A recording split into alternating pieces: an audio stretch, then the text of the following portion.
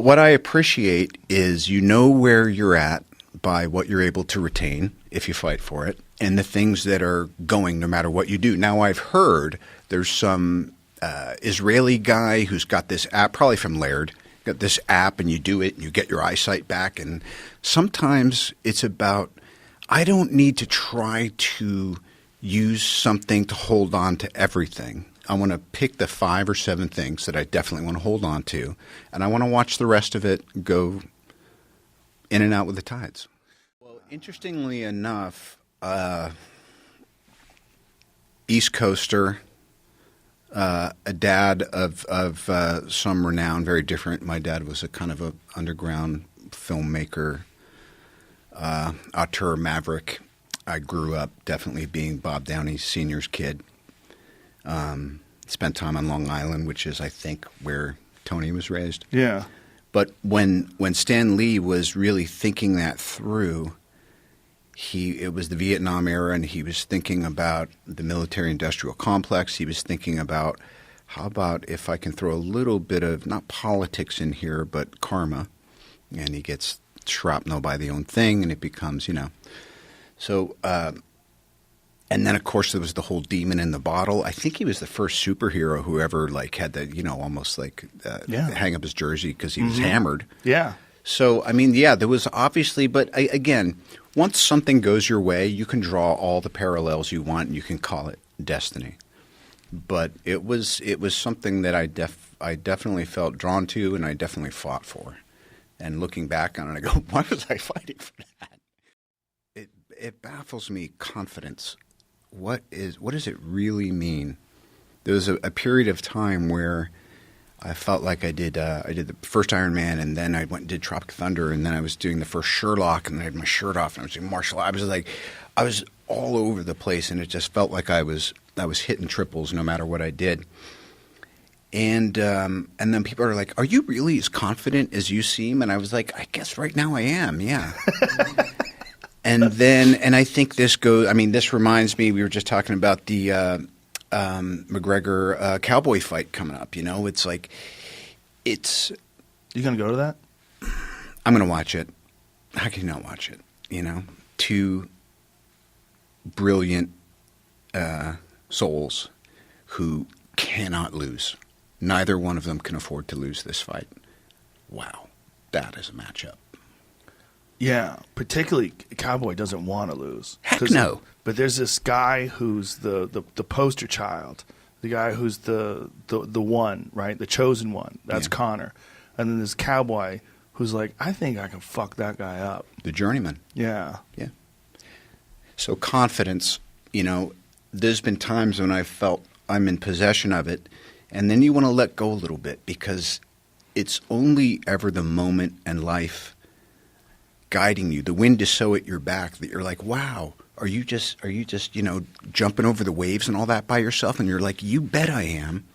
But there's a physics to the moment, man, moment, machine, whatever, and the wind's at your back. And then the wind does what the fucking wind does, and it changes.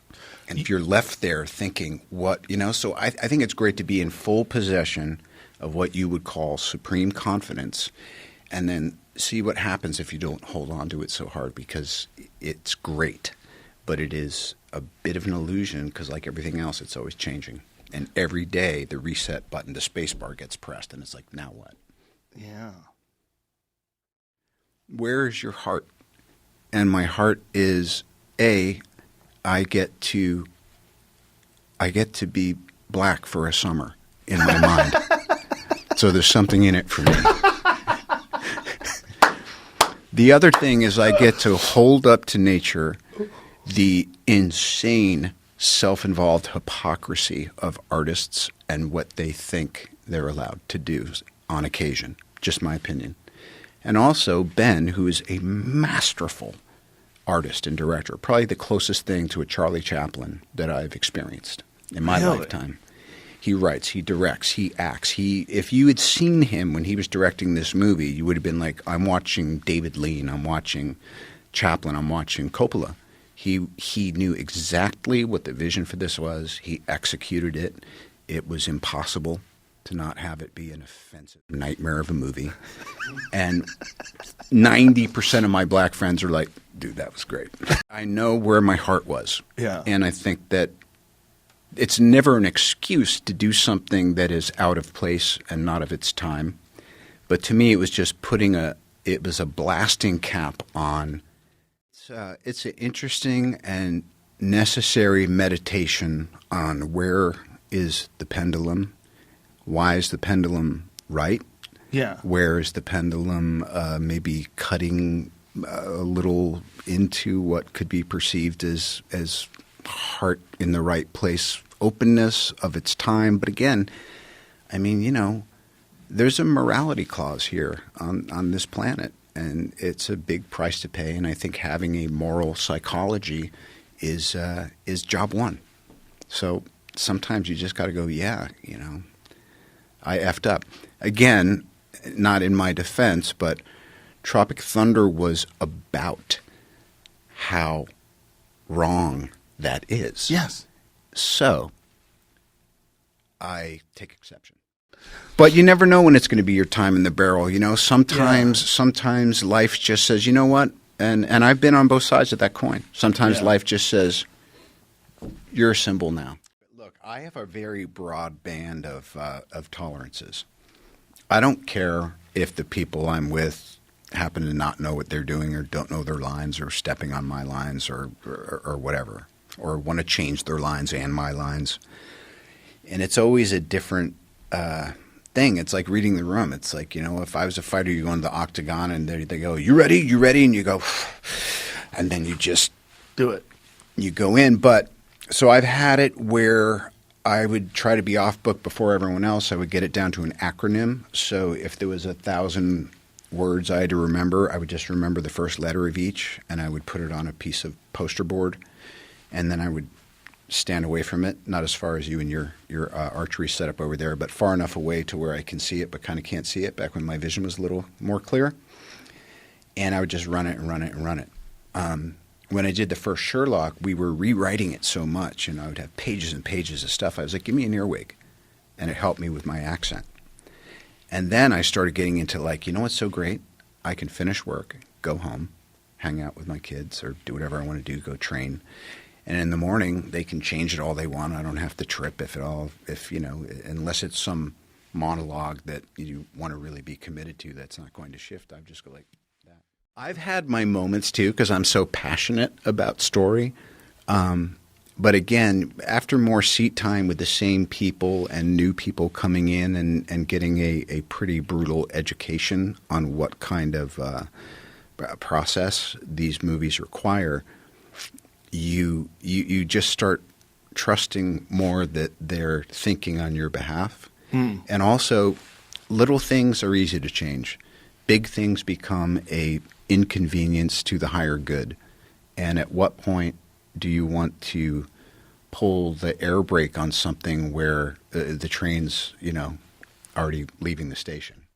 Yeah, and by the way, after I had my second round of kids with Susan, I became both artistically, I had a bit of a renaissance when I was doing the third Iron Man. And then after that, too, I was like, well, now I'm going to do this Avengers, and there's so many moving parts, and it's so difficult just to get all these schedules to coincide and get everyone together that I'm not going to be like, I'm not feeling it. So, again, it's that thing. It's sometimes, what do they say, faster alone, further together? Sometimes you can only think about further because you got to get downfield. Other times, you're thinking, hey, this is my moment to run, and I need a little help and a little approval, and I need a little leeway. But that's any creative endeavor. Surreal part is, I think part of the reason I'm still so interested, not just in life, but also, getting to do what I do, is I'm a fan. I love movies. I love creativity. I love music. I love culture. And the fact that I actually have a place in it while I'm observing it and digging it is like, it's an honor.